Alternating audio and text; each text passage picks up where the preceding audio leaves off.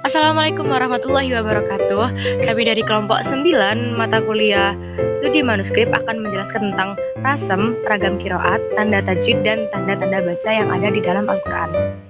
Baik, langsung saja pada presentator pertama, Mas Imaduddin. Kepadanya saya persilahkan. Oke, pada poin pertama yaitu kajian aspek rasem. Rasem al-Mushaf di Rasa Lugawiyah Tarahya Ghanim Qoduri menyatakan bahwa penggunaan kata rasem sebagai istilah untuk sistem penulisan Al-Quran dipelopori oleh Abu Amr al-Dani pada tahun 444 Hijriah atau 1058 Masehi dalam kitabnya Al-Mughni.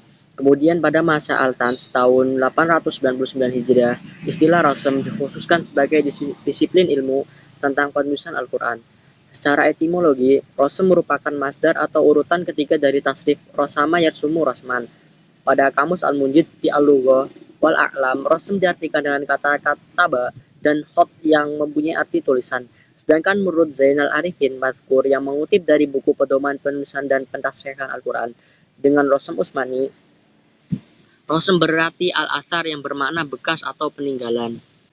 Lanjut pada poin kedua yaitu macam-macam rasem. Yang pertama yaitu rasem kiasi. Rasem kiasi adalah rasem yang asli atau sebelumnya mengalami perkembangan. Yang dimaksud dengan rasem yang asli yaitu penulisan kata sesuai dengan ucapannya berdasarkan huruf hijaiyah bukan nama hurufnya, dengan memperhatikan waktu memulai ibtida dan berhentinya waqaf. Yang kedua yaitu rasem arudi.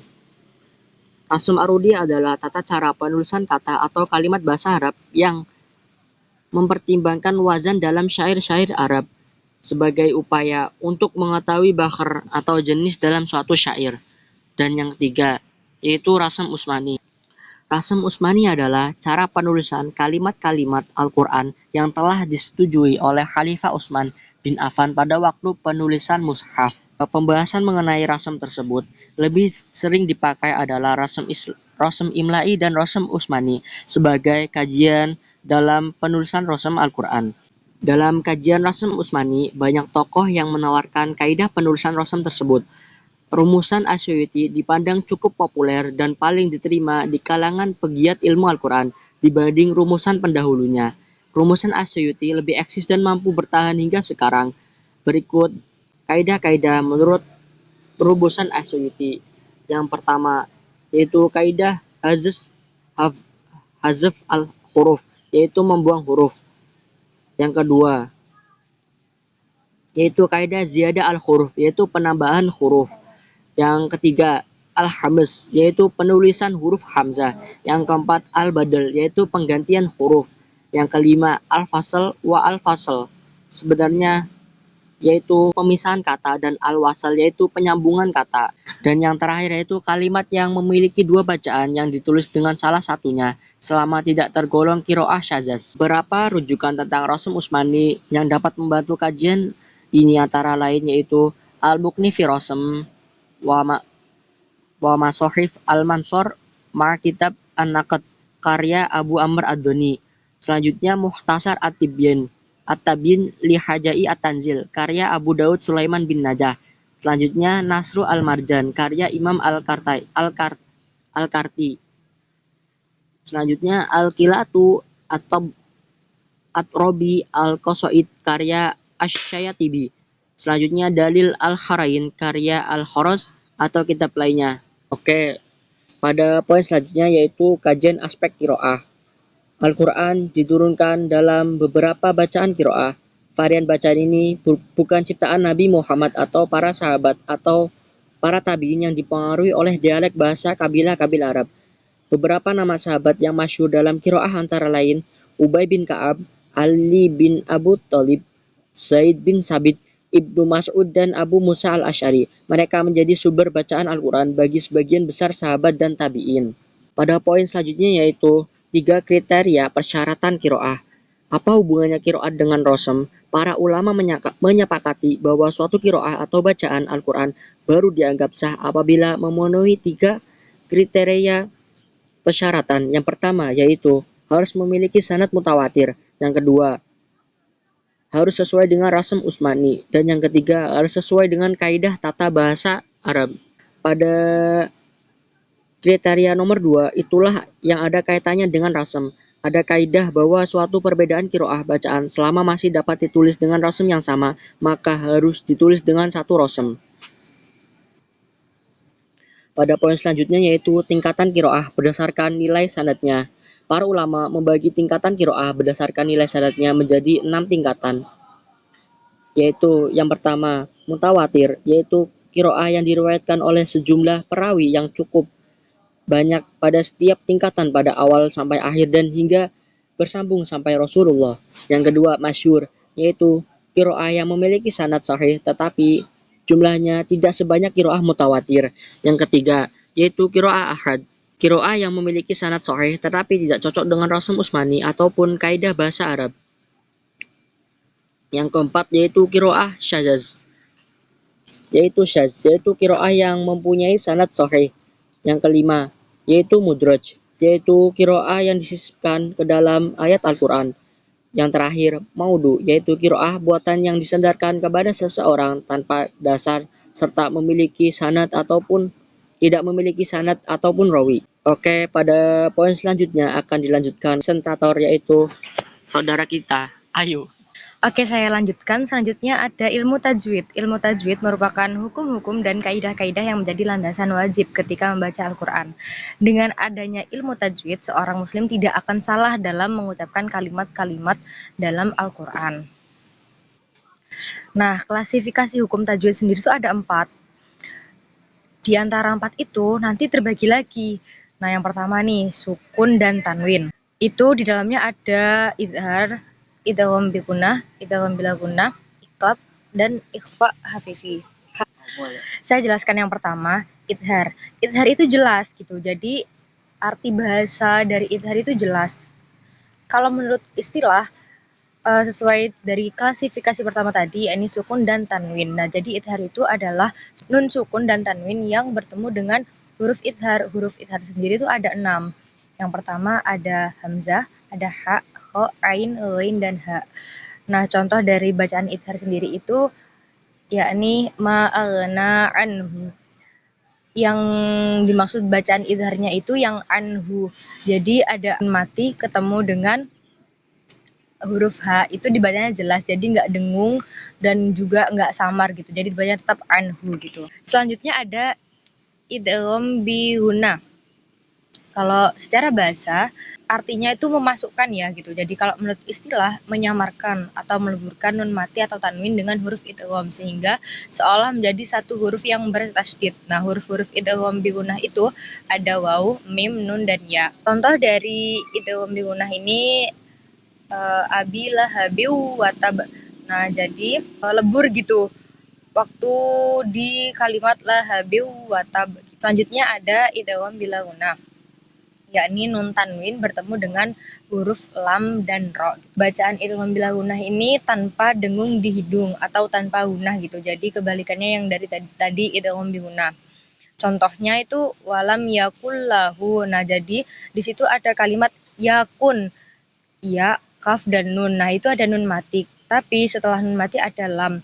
Nah, jadi bacanya itu dileburkan, dimasukkan gitu tanpa ada dengung atau di hidung, tanpa ada dengung di hidung, samar atau dan sebagainya itu. Jadi langsung melebur ke lamnya. Jadi walam yakul lahu. Selanjutnya ada iklab. Secara bahasa, iklab berarti memindahkan atau mengubah sesuatu dari asalnya. Secara istilah, iklab itu mengubah atau menggantikan nun menjadi mim disertai dengan dengung. Contohnya, contoh yang sering digunakan dalam iklab ini yakni mim ba'di. Nah, kemudian ada ikhfa hakiki.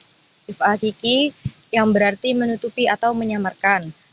Secara istilah, ikhfa hakiki berarti menyamarkan nun atau nun mati atau tanwin karena muncul gunnah. Gunnah seperti yang tadi berarti dengung.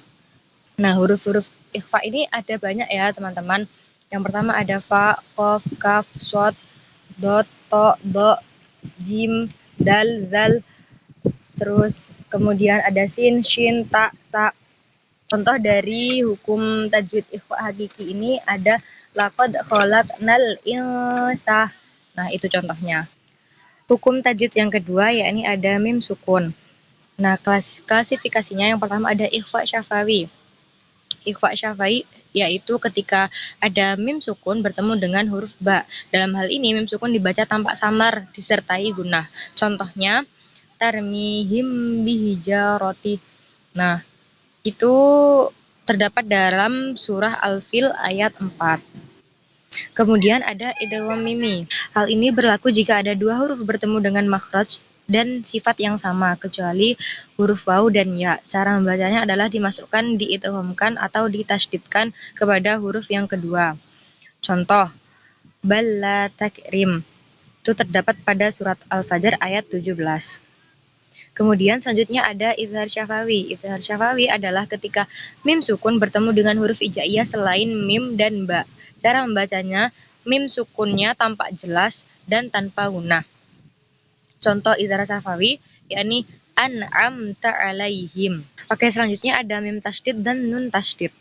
Mim tasydid dan nun bertasydid juga dikenal dengan gunnah musyaddah. Apabila bertemu hukum bacaan ini, maka harus digunakan sepanjang 2 harokat. Contohnya itu wa mimma. Nah, jadi gunnahnya itu sepanjang 2 harokat. Hukum tajwid selanjutnya ada lam ta'rif. Lam ta'rif itu apa sih? Jadi lam ta'rif itu adalah alif lam yang letaknya berada di awal kalimat. Klasifikasiannya ada 2 macam juga. Yang pertama ada izhar qamariyah dan idgham syamsiyah. Nah, kalau izhar qamariyah tadi kan sudah dijelaskan kalau izhar itu apa sih? Izhar itu secara bahasa berarti jelas. Nah, jadi izhar qamariyah itu berarti alif lam yang bertemu dengan huruf izhar qamariyah.